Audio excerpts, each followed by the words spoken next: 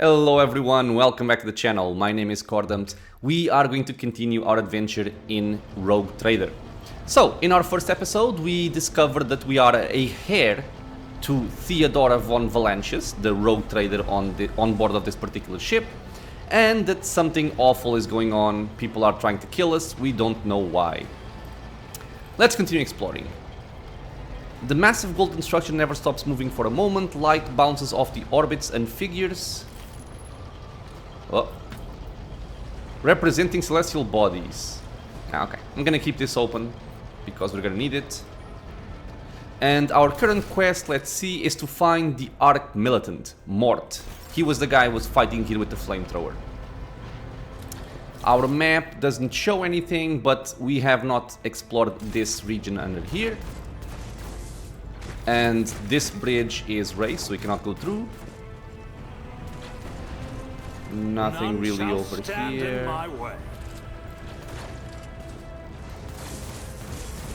People fighting. Okay, cutscene. Ah, there he is. This is Mort.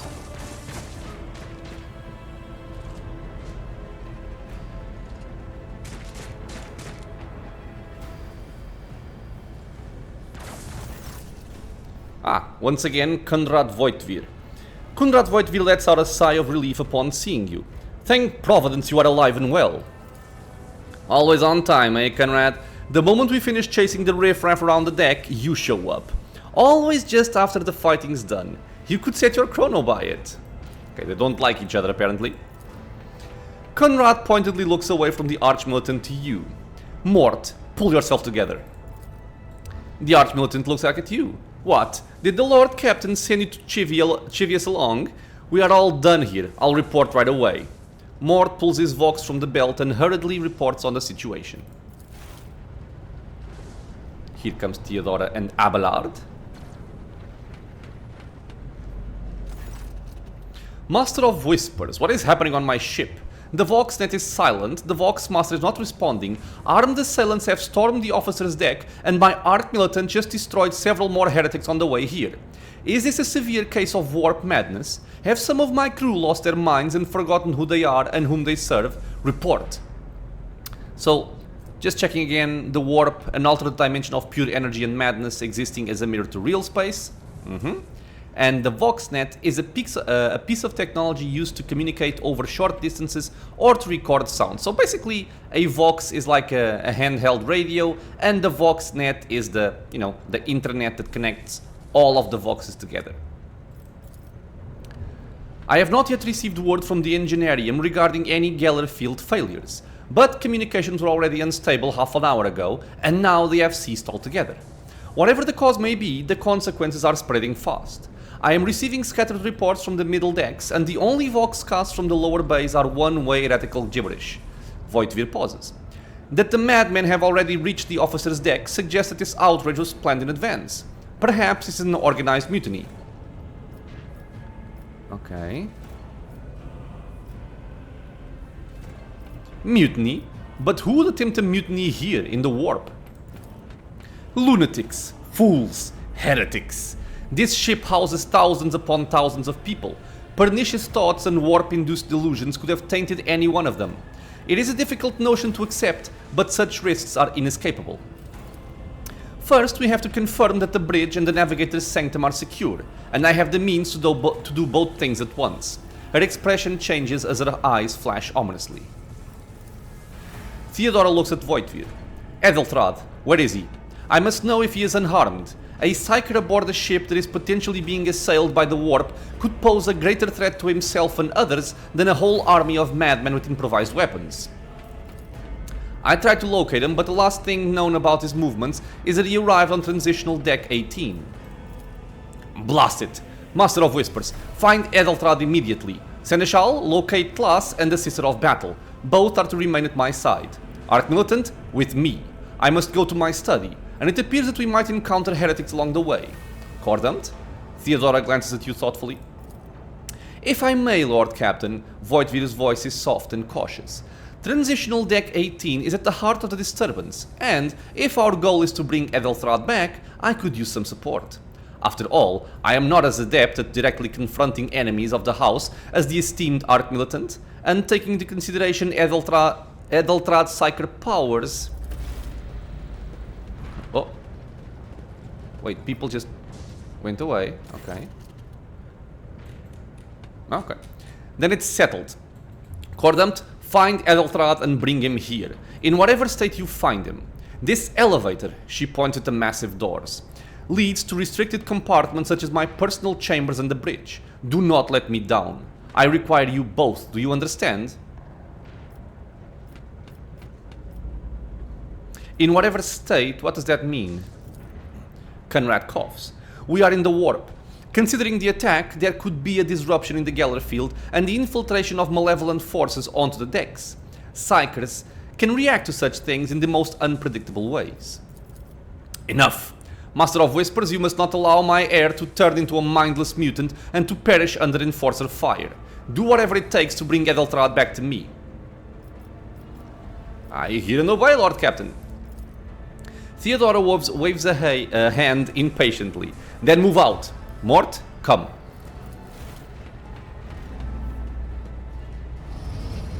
Okay, so we're gonna go with the Master of Whispers, it seems.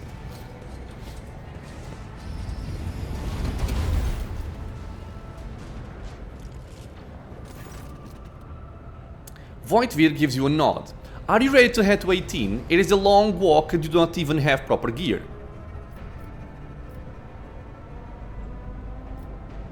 You can go in the front to shield me.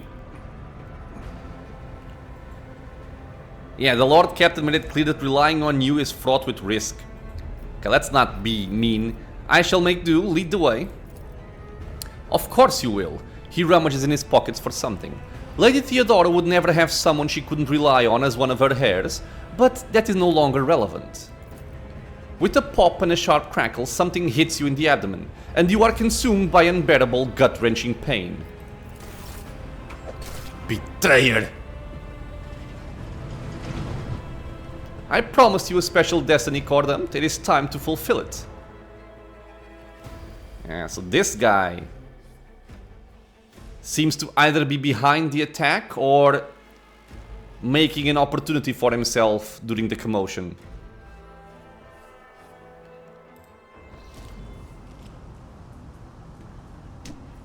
Hey.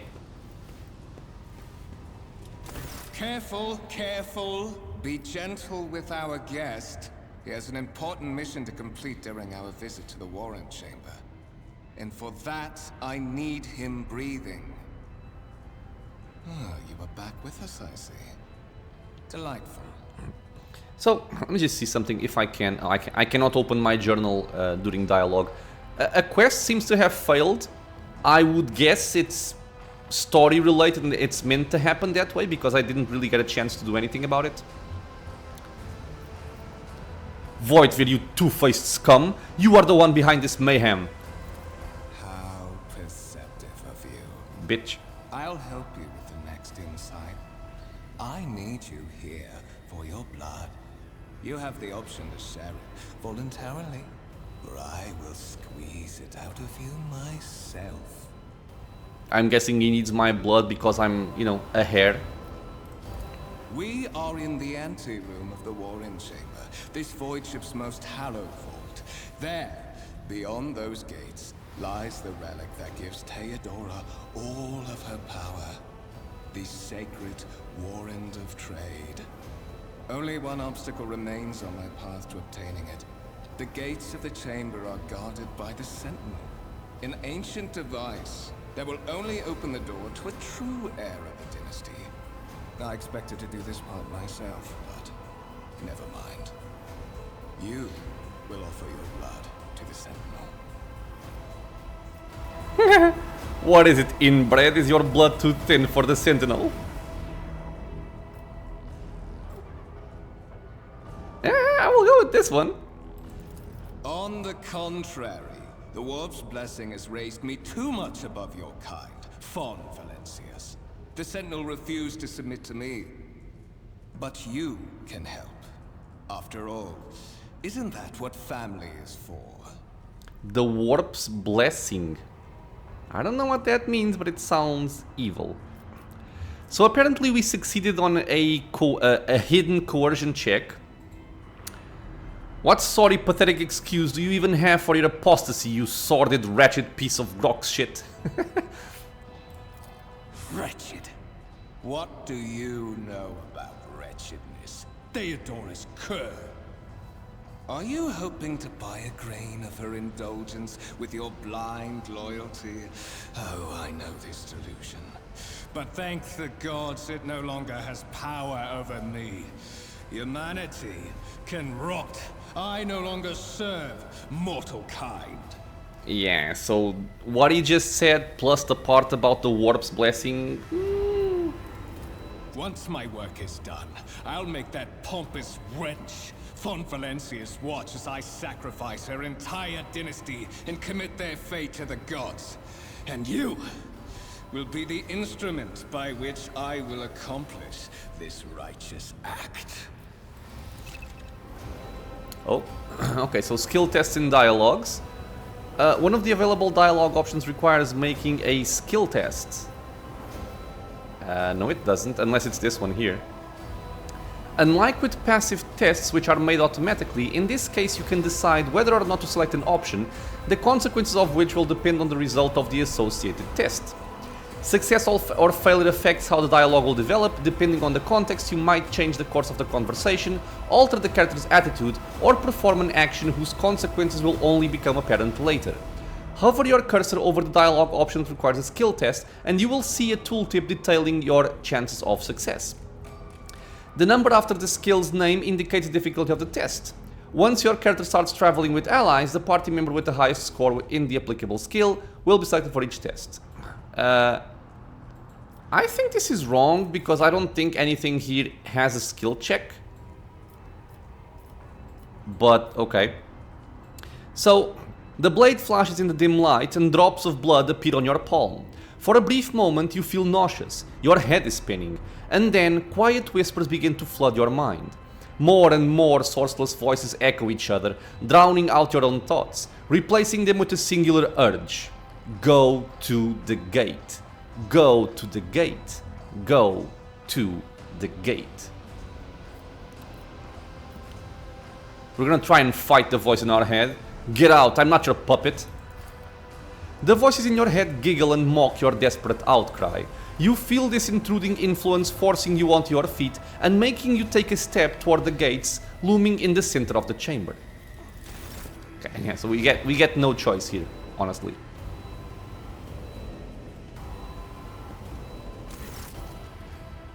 In the gateway arc, you see a cogitator, this is basically a computer, with a human likeness built into the front panel.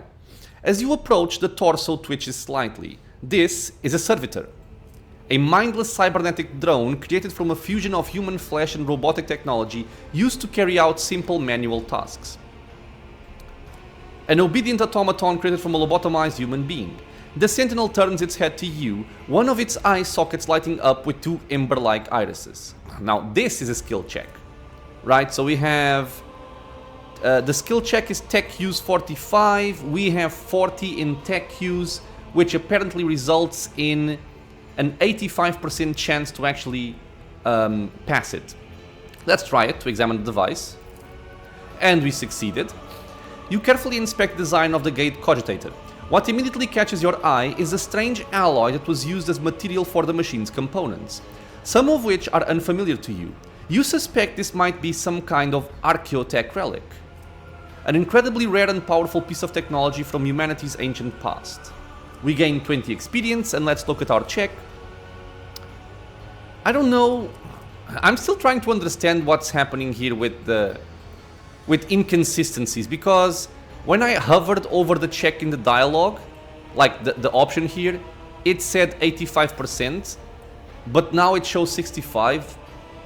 I don't really understand, and again you have a plus 40 and a plus 45, which would be 85. I'm a little bit confused. The servitor on the gate begins to move. With the screeching and groaning of metal, it leans forward, closer to you. Its lower jaw opens in a drawn-out shriek, much wider than the jaw of a living human could. The servitor's mouth is filled with sharp metallic fangs that glint in the dim light. The vid screen to the right of you lights up, showing strings of mysterious symbols on a green background. A whisper runs through your consciousness, insisting, demanding sacrifice. The voices that filled your head after Voidvir wounded you with his blade did not go away.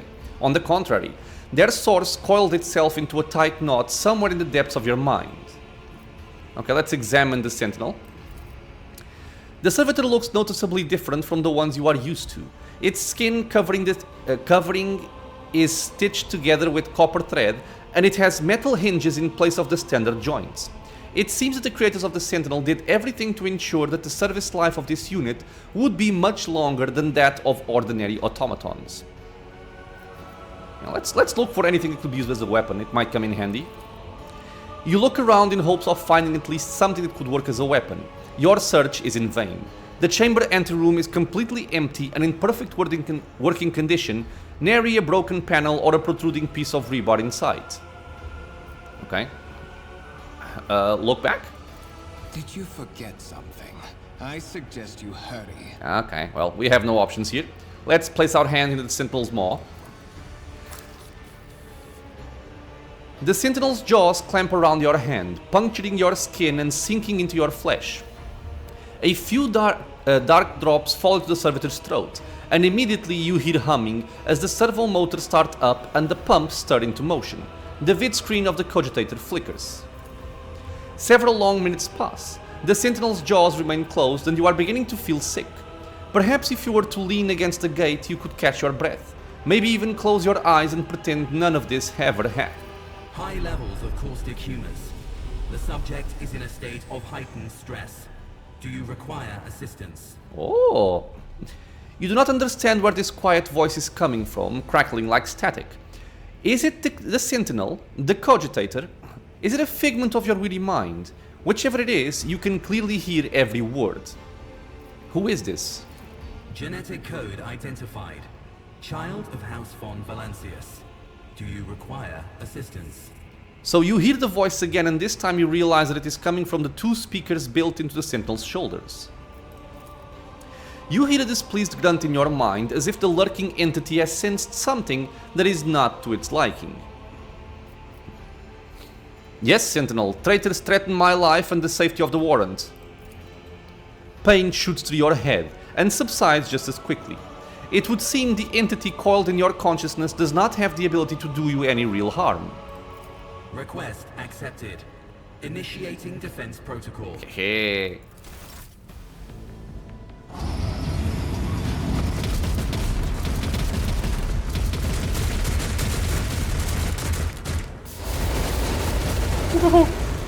Burn. There is still another way. You did not think this through, Mr. Voidvir. Yeah, so everybody's dead. And now we get to check the warrant chamber. A new challenge for me? And I want to check this part here, yeah. While the Lord Captain and other officers are busy crushing the revolt, someone needs to find Abelard, the dynasty heir, particularly favored by Lady Theodore. Okay, so this failed, but I think it's supposed to fail. So the warrant chamber has opened its doors for the dynasty heir. It is time to make sure the sacred warrant of trade is safe.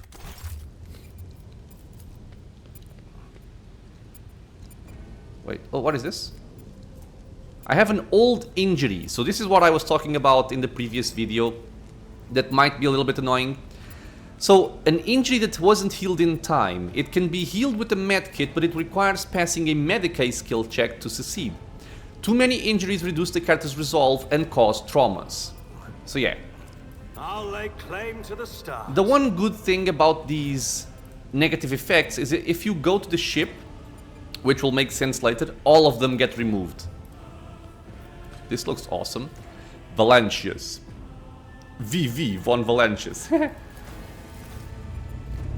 Let it be known that by my will and by the true words of this document, I appoint this person to be the bearer of... Damn it. Let's just read.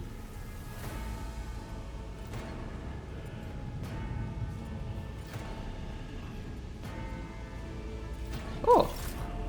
Little machine. Escort the child of the house to safety. This is a Vox skull. The servo skull's creaking gradually turns into comprehensible words. Can I read what... Oh, it didn't say.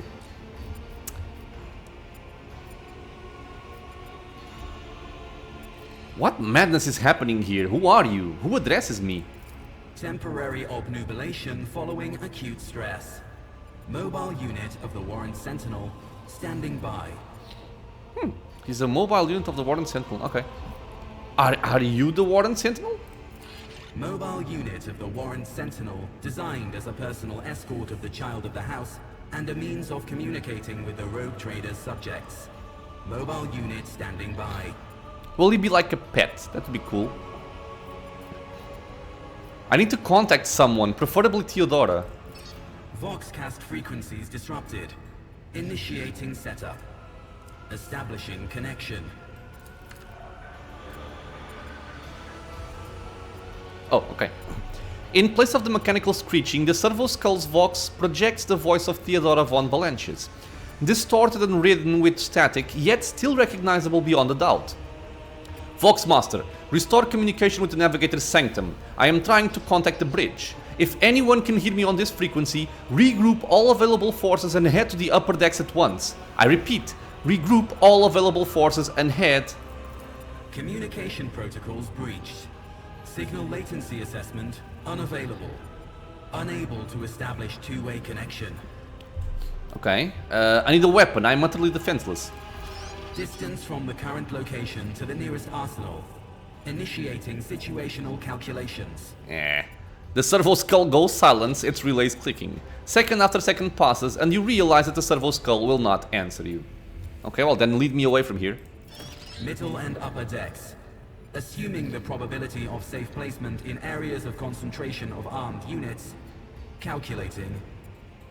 To prevent unauthorized units from breaching the warrant chamber, preemptive sealing must be initiated.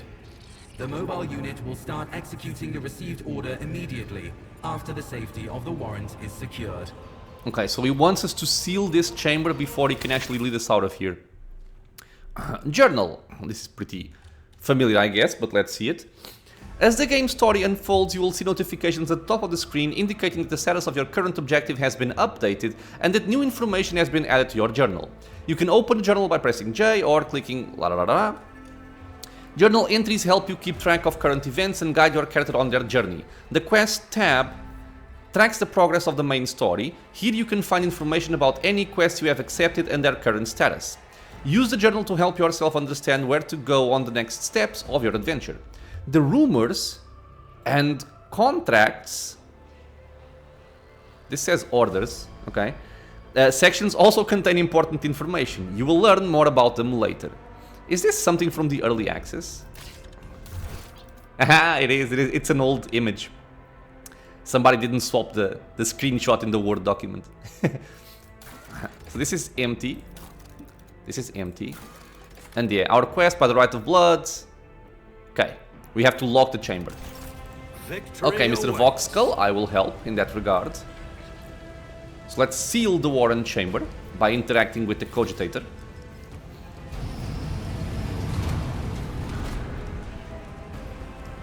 Oh. Master, whatever are you doing in the warrant chamber? How did you... Throne preserve me, what is the meaning of this? Seneschal Abelard Werserian has lost some of his former polish. His forehead is sweating and one of the sleeves of his coat is torn and soaked through with blood. Nonetheless, despite his heavy breathing, he stands firm and his gaze is demanding, albeit somewhat surprised. He surveys the carnage around him, his brow furrows, and he places a hand on his weapon. Conrad Voigtvid is a traitor. When we parted ways on the officer's deck, he stunned me somehow and brought me here. What? The Seneschal's eyes widen.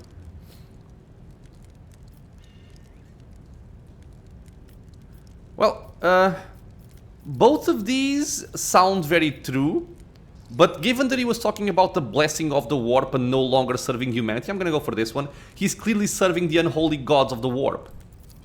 Serving the gods of the warp? Kunrad is a heretic. Oh, Voidfear, you void rat. Madness. And this mutiny is likewise his doing, no doubt. Yeah, I'm guessing this goes back to what Theodora said, that he was once an heir, but then he fell in favor with her. And now he must feel bad about it and he wants revenge, I'm guessing. Yeah, well, Voidfear openly admitted that he's the mastermind behind this mutiny. Saints' blood! Then it is small wonder that the heretics are so well organized. I thought his order to seal the passages between decks was his attempt to stop the attackers from spreading to other levels. But now I see the real reason. It was to stop the enforcers from intervening. At least you are alive, and now safe, Master. Alas, I doubt we can afford to look for a compartment to sit out this disaster. You're in a bad way. I can treat your wounds. I have a Medicaid kit. And, for the love of the throne, now is not a good time to be walking around the decks without means of self-defense. Here. He hands us a weapon. So basically he gave us a stub revolver, a sword, an armored body glove, and a medikit. So, treating injuries. This is what I showed a little bit before, this symbol right here. While fighting, your character can lose some of their wounds. So again, wounds are hit points. Your character has suffered an injury after being attacked by Conrad. This happens when a character receives damage that exceeds 50% of their maximum wounds, 30% for the difficulty we're using, so unfair, within one round. The exact percentage of wounds a character must lose depends on difficulty. Injuries reduce the character's resolve. Resolve influences how efficiently and for how long characters can fight in the battle. It determines the amount of momentum gained at the beginning of each turn or after killing an enemy. When a character initially suffers an injury, it is considered a fresh injury during the first 3 rounds. Again, for unfair, it's only 1. Once 1 round has passed, a fresh injury becomes an old injury. A fresh injury can be healed using a medikit without passing any skill tests. Old injuries can be healed with a medikit, but they require the character administering the treatment to pass a Medicaid skill test to succeed. Use medikits to restore wounds and heal injuries. Note that when a character loses all of their wounds, they fall unconscious. Unconscious means your wounds have been reduced to 0, and the character can no longer participate in combat, nor can they be resuscitated by any means. They will regain consciousness after the battle and receive a trauma, which can be healed by resting on the ship or in certain other places suitable for rest. So, I think there's actually no permadeath in the game, but you can stack some traumas which will basically just make you useless in a fight. Once the combat is over, the wounds of all party members are replenished automatically, but any injuries they may have sustained remain. Those can be healed with a medikit. Medikits can only be used by characters who have the Field Medic feature, base skill Medicaid, or have taken Medicaid skill advancement at least once. Whenever a character uses Medikit in battle, a Medicaid skill test determines the number of wounds that will be restored as a result. Abelard can heal your character's injury. Click on his portrait, select the medkit on the panel at the bottom left of the screen, then he's on your character. He needs to be standing right next to your character for him to administer the treatment. Alright. So inventory, we got new items. Let's check out our inventory. So this should be pretty familiar, I imagine. We have our characteristics over here. We have some defensive properties here in terms of deflection, armor, dodge. And these are offensive, so dodge reduction, the chance that an enemy will dodge one of your attacks. Parry is also defensive, your chance to parry a melee attack. And then resolve. We also have our currently equipped weapons, which right now are none. And we also have our passive skills. So, we have armor. This gives us 15% armor. Okay, we can put it on right here.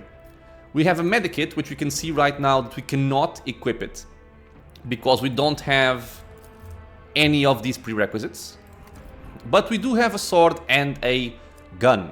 Now, we could do something like this, but check out that we have 2 hands available, right? So, as long as a weapon only takes up a single hand, such is the case of this sword, you can also put your pistol in the other hand. This will be useful if later we find something like a two-handed weapon that we might want to place here. The medkit we can put, for example, on Abelard. He already has one. And this guy comes with a piece of armor, which is a little bit better than ours. It has 25% armor, but it incurs a dodge penalty of 0.75. So I'm guessing this is a 75% penalty. Let's try and check it out. Yep, you multiply it by 0.25. Yep. Okay, so if we take this off, we go from 48 to 65. Okay. Interesting stuff. So let's just go over these because I think it's relevant. So deflection determines the amount of damage deducted whenever an enemy hits the character. So you can think of deflection as damage reduction, in essence. Armor. Armor is one of the parameters that reduces incoming damage. It shows the percentage of damage sorry, that is reduced by the character's armor and is deducted after damage deflection every time the character is hit. So basically deflection is flat damage reduction and armor is percentage damage reduction. Dodge naturally is your chance to dodge an attack and completely avoid it. Let me just make sure I'm not saying anything wrong. Negate damage from melee and ranged. If he is attacked, he will automatically try to dodge the attack, no matter the weapon. Base dodge chance is 30 plus the target's agility. So 35. Minus the attacker's perception percentage. This chance can also be affected by abilities and effects that influence dodge chance and will depend on the attacker's dodge reduction. The base value of this stat is the sum of the attacker's perception and half of their agility score. Dodge reduction, I mean. If the character uses a melee weapon. When dodging an area attack made by a ranged weapon, the character can only move up to 3 cells in order to leave the affected area. Only in this case can a dodge be successful. If for some reason the character is unable to leave the affected area, they automatically take grazing hit damage. I would love for them to explain what grazing means. I imagine it's like a small percentage of the actual hit damage, but remains to be seen. So our current objective is to accept Abelard's aid. We have to heal our main character with a medkit. We have equipped our weapons, yes. So we choose Abelard. We have right here the medkits. Let's patch you up. That is a noticeable and quest completed. Now you're prepared for the trials ahead. Abelard nods in satisfaction. The lower decks are teeming with heretics instigating the rabble to revolt. But that is the least of our problems. The ship's enforcers are rounding up the scoundrels and suppressing the resistance. The situation on the middle decks is much worse, although strike teams have already been dispatched there. All communication with the bridge and the engineering bay was lost. So, apart from scattered voxcasts, we have no information to go on. But that is not the worst of it. All these jolts and shaking are most alarming. These are signs that the navigator and the master helmsman are having difficulty translating the ship out of the warp and into real space. I fear that they may have already lost control. We must reach the navigator's sanctum and get a handle on the situation. If we can manage that, some aboard this vessel may yet survive. So I think that translating the ship out of the warp is just the way that they say that you swap between being in warp space and going back to real space. And if they lost control, we could be stuck in the warp forever, and that just means everybody dies, I imagine. Okay, so what exactly has gone wrong with the translation? I am no helmsman, or God Emperor preserve me navigator. However, I have spent my entire life aboard void ships equipped with warp drives, and I know that portents such as these do not bode well. It could be that the Geller field has faltered. Perhaps the navigator was struck down by warp corruption and is fighting for the last shreds of his humanity as we speak. If we get thrown off course, we will be forever lost in the warp. Naturally, we would likely not have long to live in that scenario. But I will not resign myself to such an outcome just yet. Okay, so how did you find me? You sent me a Vox message. Specifically, a Vox cast on the officer's frequency, which I had the good fortune to receive. Did I? You mean to say you did no such thing? Ah. I think the warrant sentinel may have sent that message. It appeared when I opened the chamber. Warrant Sentinel? The Lord Captain barely ever ventures down to the chamber, and I was at her side only once or twice when she did. And I did not see anything of the sort. Well, but now we have one. The warrant chamber is an ancient and rather sacred mechanism that the ship's tech priests treat with the utmost reverence. I assume that whatever it is that you did, you must have activated certain processes and caused the sentinel to awaken. But then, why did none of it happen when Lady Theodora did the same?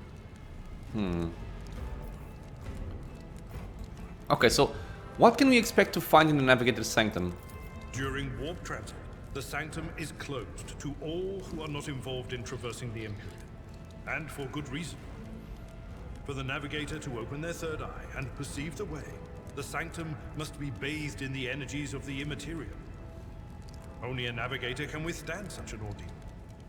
For the rest of us, any contact with the warp is fraught with perils such as loss of sanity, spontaneous mutations, and death. Man, this lore is really quite amazing, I feel. I love it. I do have some difficulty sometimes understanding what they're saying because traversing the Empyrean, I'm not sure if Empyrean is another word for the warp. I kind of forget. Do I have something here talking about the warp? Sadly, no. Abelard does not bat an eye as he lists all the horrors that you are about to face. Well, I heard one of Theodora's Voxcasts. Lady Theodora's. Which one? The last one I received was about the Navigator's Sanctum, and that was a good while ago. In any case, let us hope that the Lord Captain is well, and safely in charge of the ship's defense. In the meantime, we must do all we can to prevent the ship from veering off course. Yeah, he was not happy about us not calling her Lady Theodora. Okay. For the Imperium and humanity, lead the way. The Navigator's Sanctum, very well. Will you lead the way? Absolutely.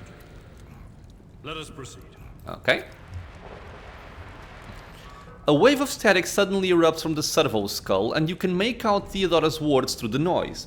To arms, loyal sons and daughters of the God Emperor! Fight the heresy and corruption that threatens to consume our home, and with all your might, destroy those who have dared... The Lord Captain is calling her crew to battle, which means the Vox networks are set up for broadcast transmission, not message exchange. Splendid. While the rogue trader inspires proper resolve to fight in her subjects, you and I shall prove that her trust in us is well deserved. Onward! Onward. Oh, heretics. Don't you dare to cross us! Are you ready to die? I love the battle cries. Tactical phase. Combat begins with a tactical phase. There's a lot of enemies, during which characters cannot attack or take other actions, but may try to take up advantageous positions.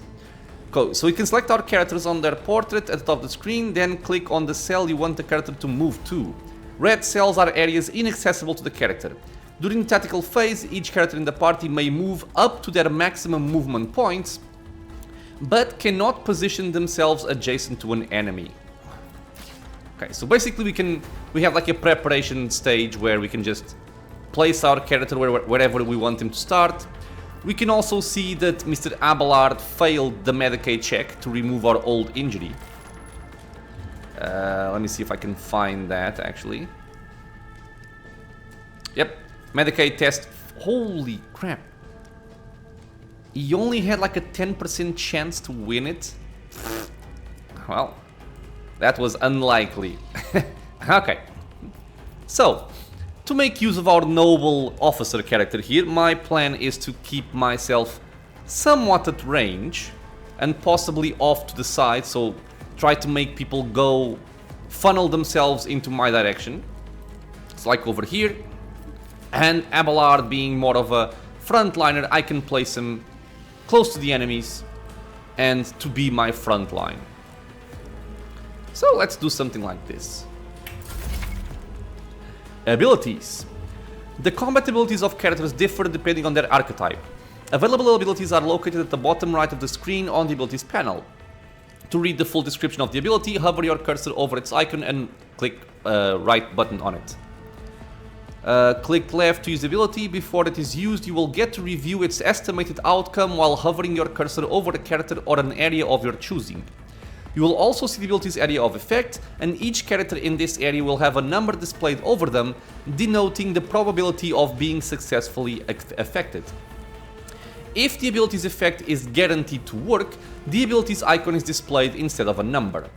When you are ready to use the ability, click left mouse again to confirm your choice. During your adventures, your characters will gain new abilities and talents as their power grows. You can view the full list of abilities on the character abilities page. Okay. So, initiative-wise, I'm playing first, then goes Mr. Abelard. Let's just check out Abelard for a second here. So what is this guy? He is of the warrior archetype, so he has the charge action. Basically, he can charge in a straight line and launch a melee attack against any target in the warrior's path. The attack does not count towards the limit of the warrior's attacks per turn. This will be a very important thing for us to use, especially early on for action economy. There must be at least 2 free cells between the warrior and the target to use charge. And then we have an origin talent, Brace for Impact. For 1 round, the Navy officer and their allies in a 3-cell radius gain +2 deflection for each archetype taken by the Navy officer. They also cannot be forcefully moved or over-penetrated. Okay, so quite cool. And then we also have some stuff here like passive features, like he has a chain weapon. Ooh, deal +25% crit damage, nice. Okay, so let us begin. We're starting out, we're gonna make use of our servant feature here. Not a problem for me. So let's see, what did this do again? Anytime the noble's abilities affect the servant gains +5 to all characteristics until the start of the noble's next turn. So right now, this guy has the following characteristics, and if we buff with Voice of Command, which should already increase his characteristics by 13. Let's see what it looks like. So he got +13 from Voice of Command, and he got the +5 from You Serve Me. So, very cool way to buff our friends here. With that done, we have a chance to use our melee weapon, both single target as well as a cleave, and a single pistol shot or also a pistol burst. Something that I think is relevant to talk about here in terms of shooting, which I maybe don't fully understand yet, but the idea I have is that a single shot will give you a percentage chance to hit, so you can see here a 61% chance to hit. You will also see other percentages behind, because the shot has a chance to over-penetrate and hit whoever is behind. Okay, so this basically uses an attack roll, but burst fire, area of effect fire, does not use hit chance, as far as I understand it. So, reading over here, we can see hit chance and effective distance. So 70% hit chance, I think, is what this means. Ah, right. The hit chance at the effective distance is 70%. At max distance, it's cut in half, so 35%. But if we look at burst, we have something very different here. We have central line or a slight deviation, 60%, and then we also have a strong deviation, which is 40%. And at max distance, those chances go lower. So I think that basically when you shoot in a cone, you will always hit whatever is in a trajectory of your bullet, but it's not guaranteed where it's gonna go. It's kind of weird. I'm gonna try it out and see how it goes. So this, I think, gives me the most chances, 46, 21, and 12. And 2. Okay. All too easy. You didn't stand a chance. Yeah, so 1 kill and then the other bullet went that way and hit nobody. So let's analyze this. 1 burst shot was shot in the central line. That's why it went straight ahead into the first enemy. We dealt 14 piercing damage as a critical hit. I think it was a critical hit because we rolled a 1. And then the second burst shot had a strong deviation. Yeah, so the lower the dice roll value with all difficulty modifiers is, the greater the chance of hitting along the central line is. Okay, we killed 1, I'm happy. Let's pass the turn. So, your new companion is a warrior. Abelard specializes in melee combat and drawing the enemy's attacks. Charge is a unique warrior ability that works only when they are using a melee weapon and is not considered an attack action. Use charge to close the distance between you and the enemy and deal damage.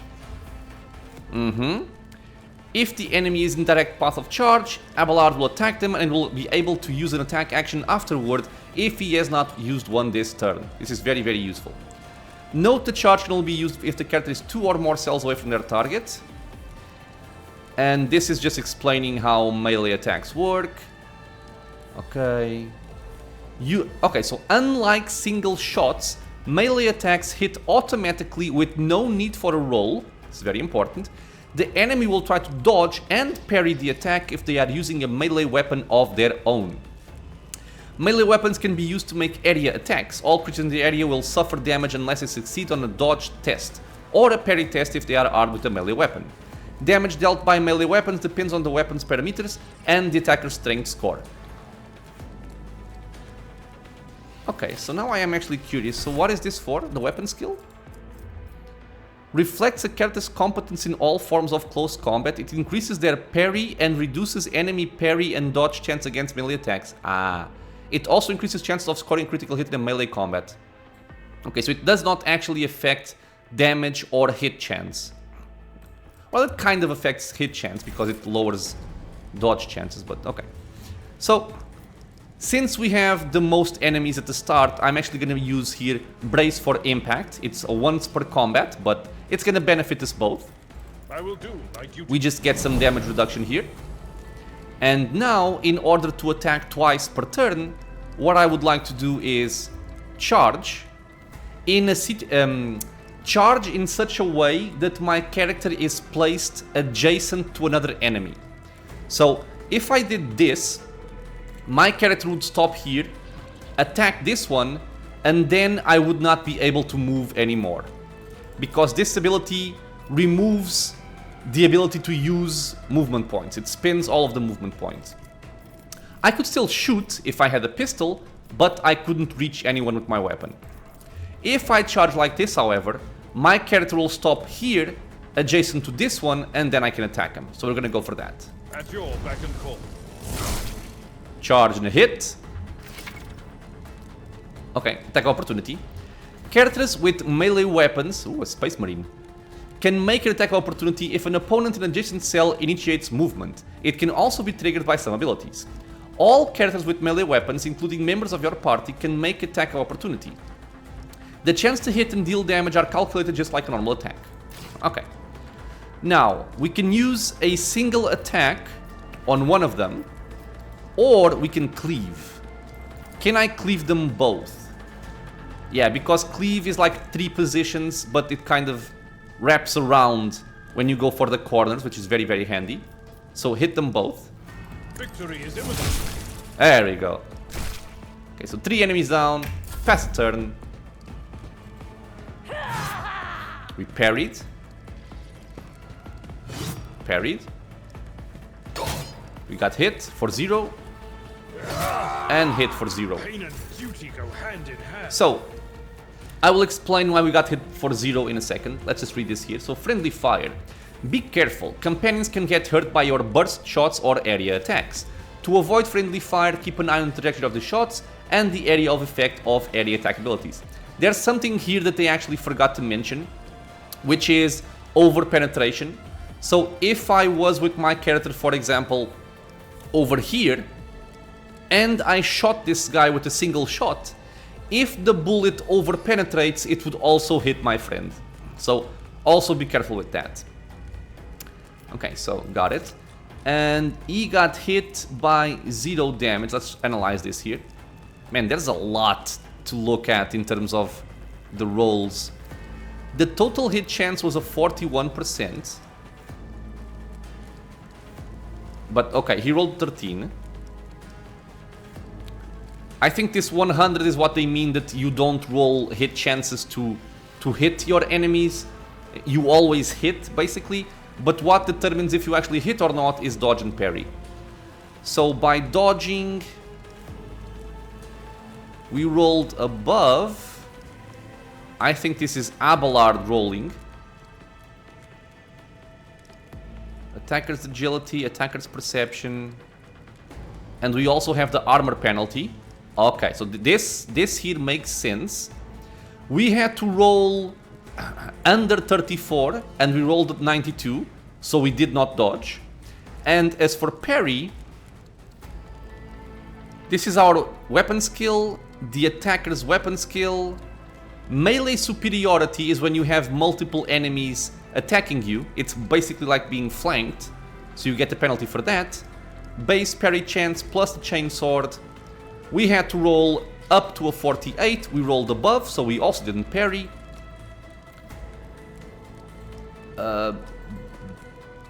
I don't understand this part of the critical hit. 57 is above 0. I don't know what this means. Defender's weapon skill.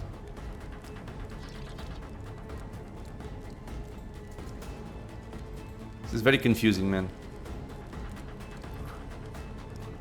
I think it's a 0% because of all of these.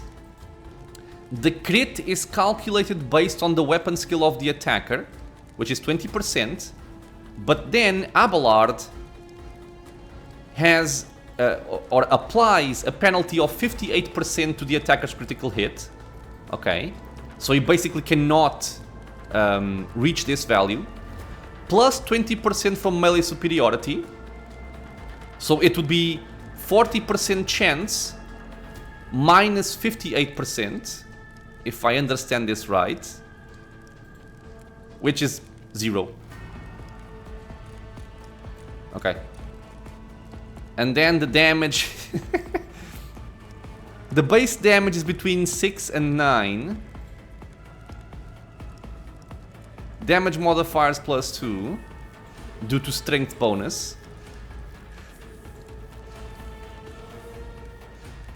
But then Abelard had deflection of 2 plus the armor resulted in 0 damage.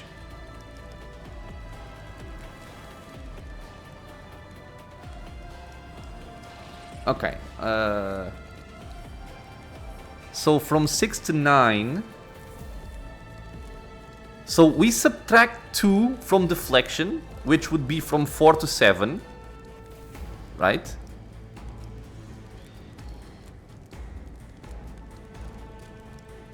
Then we also have to account for armor.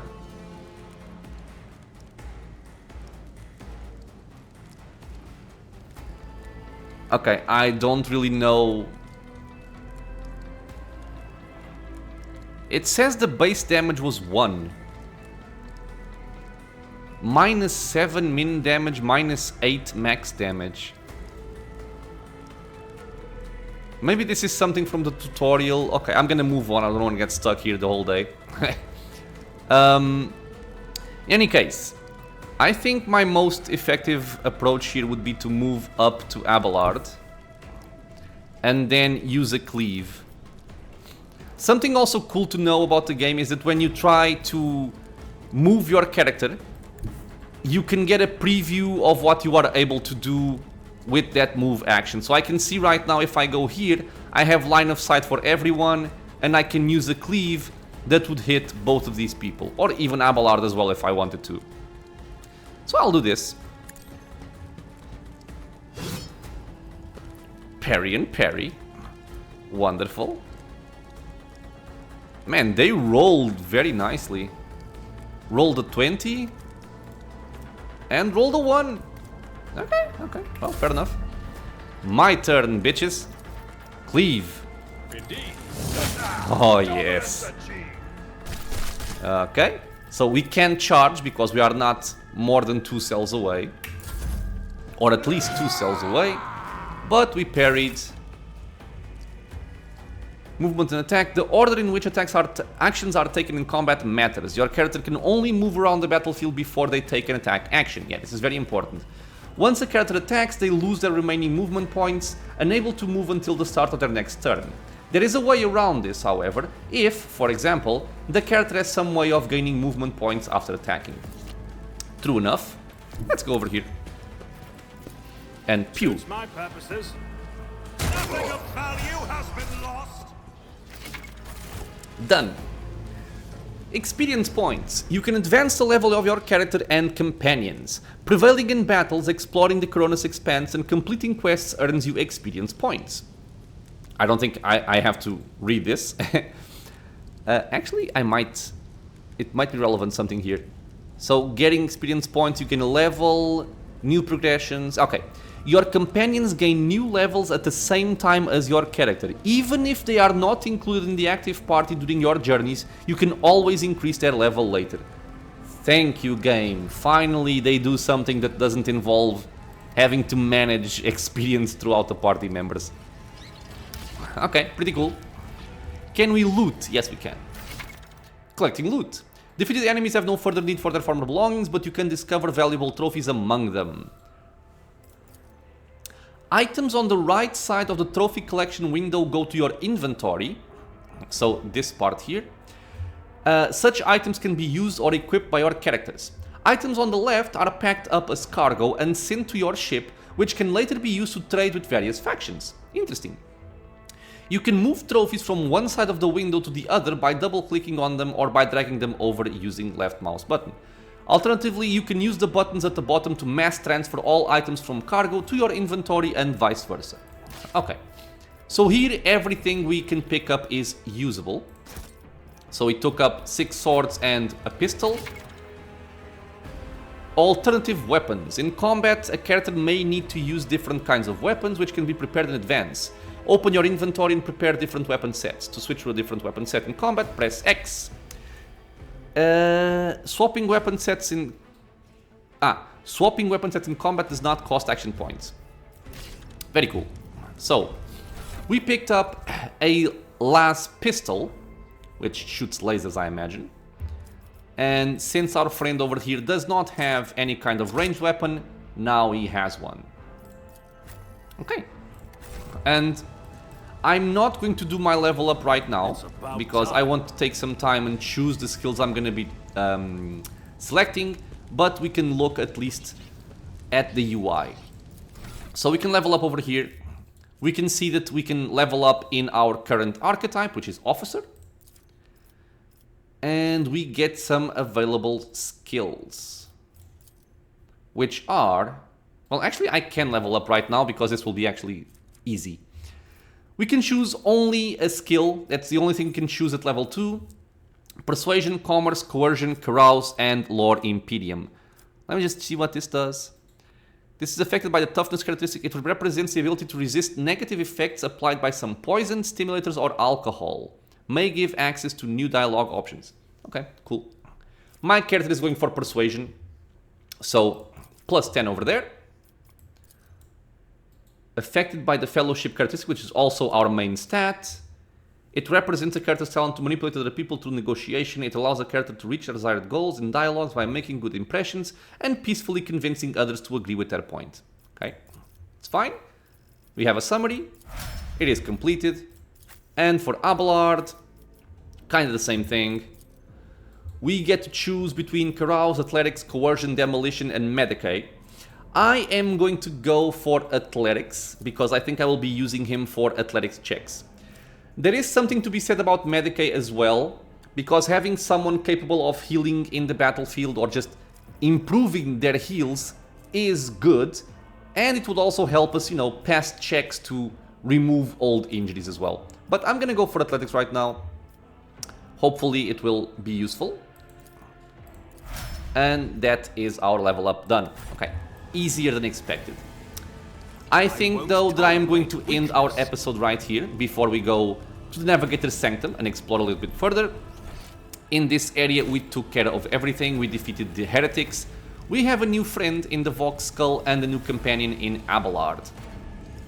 This will be it for this episode, my friends. As always, if you have any questions or suggestions, leave a comment below. If you enjoyed the content, consider subscribing for more, many more videos coming soon, and it is also a free and easy way to support the channel. I hope to see you all in the next episode, and until then, stay safe everyone.